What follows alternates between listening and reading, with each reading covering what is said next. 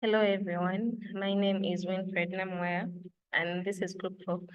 I will be presenting about introduction to MLOPs and their relevancy in our project. So MLOPs is machine learning operations, and they are a set of practices that automate the machine learning workflows and deployments.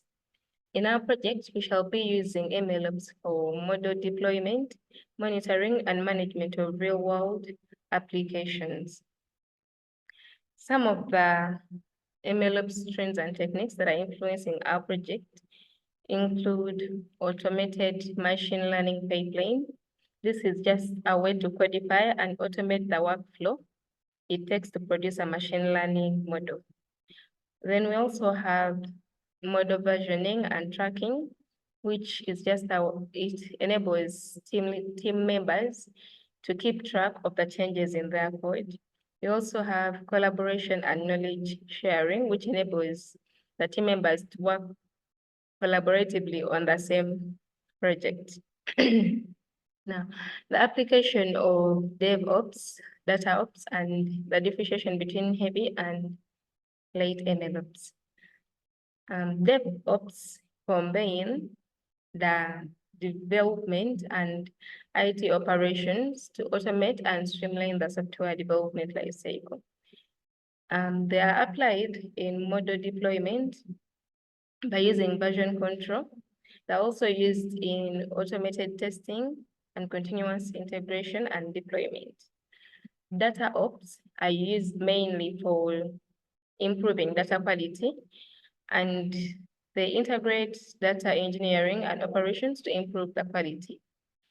They're also used to enhance reliability and reproducibility of machine learning workflows.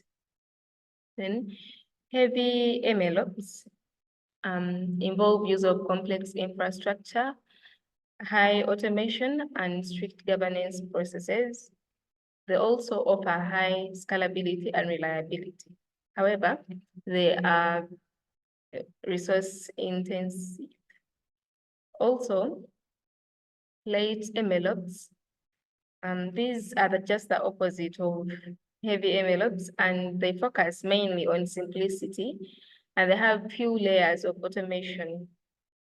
They are very flexible, though they are less scalable and robust. The integration of MLOps hierarchy of needs and maturity models. First of all, MLOps hierarchy of needs, it involves the stages of data. These stages are involved in the machine learning lifecycle. They include data, the model, code, and pipeline management. They just guide the project planning process to ensure that each stage is addressed efficiently to support the machine learning model deployment and management. Then the maturity models are just a framework to assess and improve the machine learning operations practices, and they help to evaluate the project, the current state of the project, so as to identify areas of improvement. Yeah. Then the strategies to handle data poisoning, drift, and operationalizing microservices. Data poisoning is just injecting a malicious injection of false data to manipulate machine learning models. This can be solved by using data validation techniques, which can detect and filter out poisoned data before it affects the model. Data drift refers to changes in distribution of input data over time, leading to degraded model performance. Can also be controlled by continuous monitoring of data and retraining models periodically. Thank you.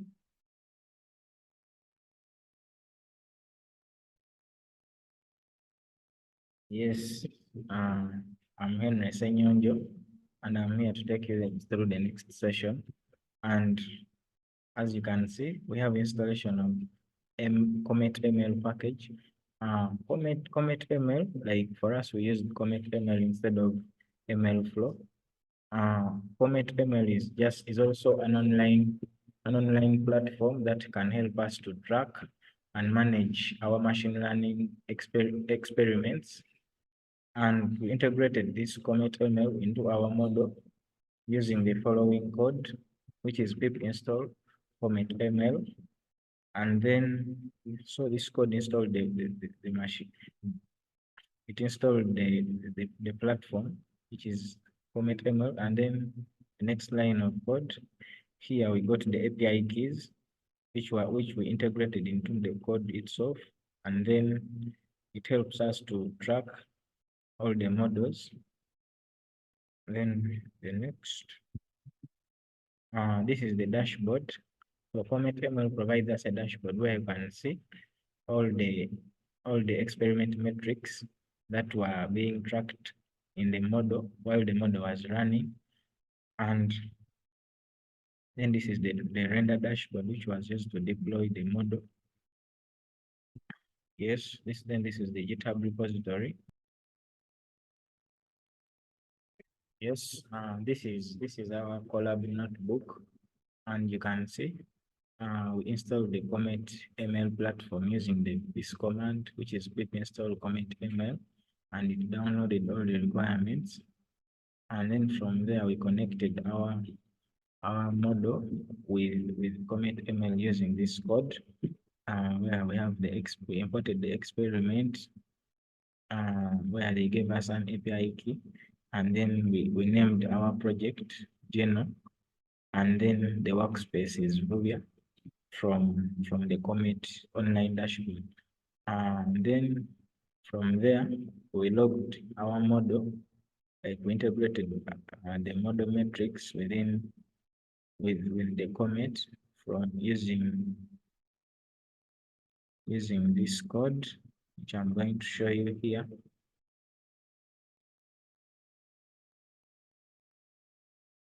And from here, we can see that here we logged the training metrics to Comet using this for loop. And you can see that experiment log metric was used to track the training loss, the training accuracy, and then the validation loss and validation accuracies. So this is the code. And so now I'll take you to the code, like to the dashboard. It's the dashboard. So this is the Comet dashboard. So this Comet dashboard has all the experiments we made in our model. Those experiments were all tracked after we were running the model to train it. And as you can see, these are the visualizations of the experiments. We have a graph to represent the batch loss validation. And then we have a graph for validation accuracy. And then, so here, as you can see, we have very many like line graphs, and all these line graphs having different colors. We are representing the different runs that we made throughout the model. And so this, I will tap into one model such that we can explore it. So this one run is, so these are the experimental results for one run, which was named profitable sash. And here we can see that it had accuracy, it had the validation accuracy, and then validation batch losses. And then from here, we can also see the hyperparameters that we had in our model. When you click there, you can see all those are the hyperparameters we had. And then here we can also see the installed packages. And so these packages here you see, and also these are the packages that are included in the requirements, like text 5. And so here you can see that we can have a confusion matrix and histograms. So this Comet ML is a simple model that can help us to visualize all our model and track all the model runs that we have. And so here we can also register the model using this Comet ML. And you can see here there is the register model link. Here you can use to register. I'll not go through that because it's quite a long process.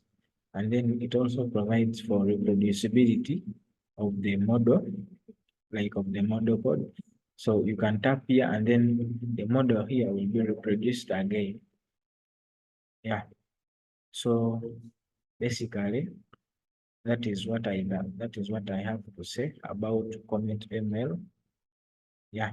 Thank you for listening. My colleague will take you through the next bit of the presentation.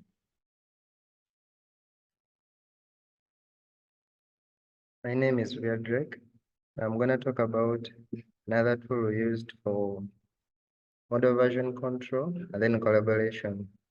So as you know, like the best tool for collaboration is GitHub, where different members can be able to pull and push their code onto the same repository. So the repository, we named it layer-wise backward propagation and deep transfer learning for tomato disease detection. And here we're having like the tomato leaf disease. This is the collab notebook we created in the collab. Then the tomato.h5, which is our model file, and the tomato model cargo file, which will be used for deployment. Then the requirements.txt file, having all the dependencies that will be used by the deploying website for deployment. So in our case, we are going to use render. So first we have to install TensorFlow, Flask, Request, Pillow. These are all required like for the running of the model. So then the next thing we did was deployment, where we used render deployment. So first, you have to first create a new web service. Here, we are choosing the build and deploy from GitHub. This is another reason as to why we needed GitHub, because it is having all the code that will be required in deployment. So from there, we choose the repository, which is layer-wise backward propagation, as you see. Then from there, so this can take some time. You choose a name, depending on what you want to name it. Then we have first, it installs it wants the requirements.txt file, because it is the first requirement. That's why we created it in our Git repository. Then here we choose the Python 3 app.py file. Then since we don't have money, we choose the free version. Then from there, you can create the web service. This will install all the dependencies and then read the model pickle file to try to deploy the model. But we have not been successful. We're just gonna try more to see if we can deploy that. So that's all. Thank you.